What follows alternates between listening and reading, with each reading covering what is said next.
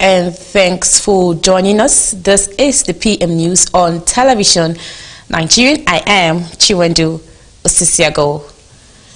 In view of the area council elections in the Federal Capital Territory FCT, which is slated for Saturday, February 12th, the Commission of Police FCT Command Sunday Babaji has announced that there will be curfew on the said date.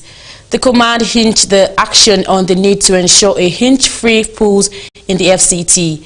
According to a statement signed by the command spokesperson DSP Josephina Day, the restriction will come into effect between the period of 12 midnight to 4 p.m. of the said date.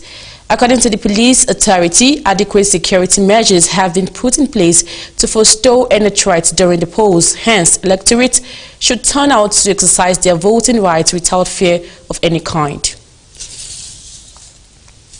Petroleum tanker drivers have threatened to proceed a strike over the poor state of roads, fueling fears of worsening the ongoing fuel scarcity across the nation.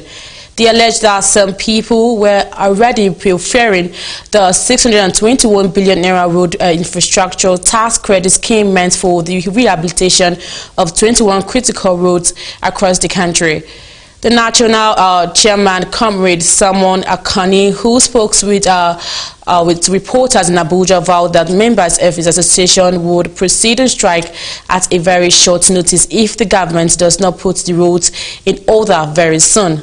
He added that to avert industrial actions of the union, the management of Nigerian National Petroleum Corporation apprehended the situation by calling the leadership of the union to separate meetings the 10th of October 2021 in Ibadan and 12th October 2021 then in Abuja.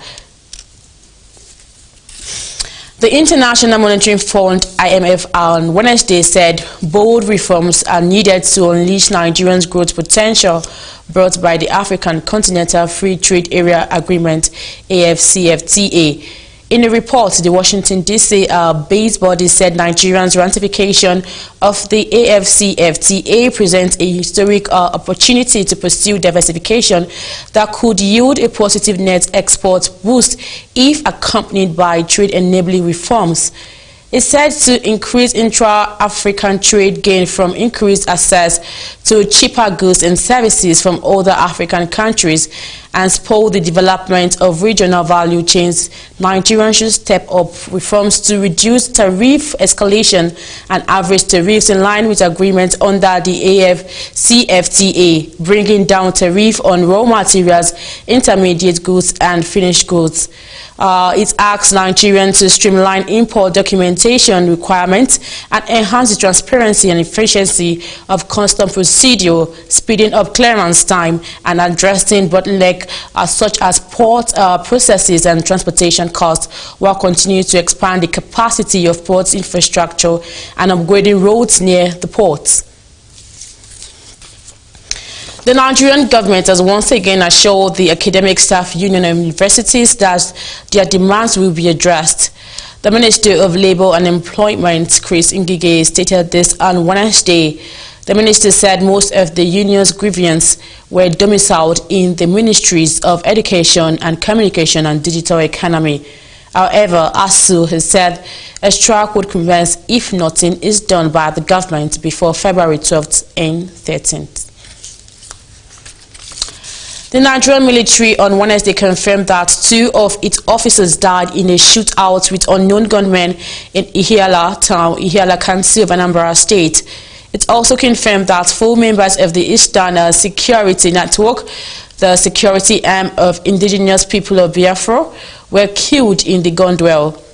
Director of Army Public Relations, Brigade General Oyema Nwachukwu, disclosed this in a statement and identified one of the victims simply as AGK, who is alleged to be the leader of the group in the of Katsina State, Abdullahi Rano. They also injured another officer during another attack on Wednesday. Both incidents occurred when Rano led a team of military and paramilitary personnel to counter terrorists who invaded Magama Adama-Jibia border town. It was gathered that the terrorists attacked the town with sophisticated weapons and that the injured officer has since been taken to the hospital for treatment, while reinforcement has been sent to the town. In Bauchi, a nursing mother identified as Khadija Ado of Bio Bogoro local council has been kidnapped by gunmen. The council boss Ilya Abilia confirmed to newsmen. A statement by the Joint Task Force sanctioned in Bio has said that Khadija was kidnapped with a baby on Monday night. And that's the PM News on Television Nigerian. I am Chiwendu Osisiago.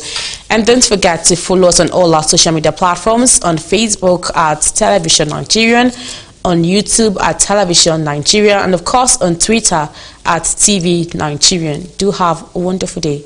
Bye for now.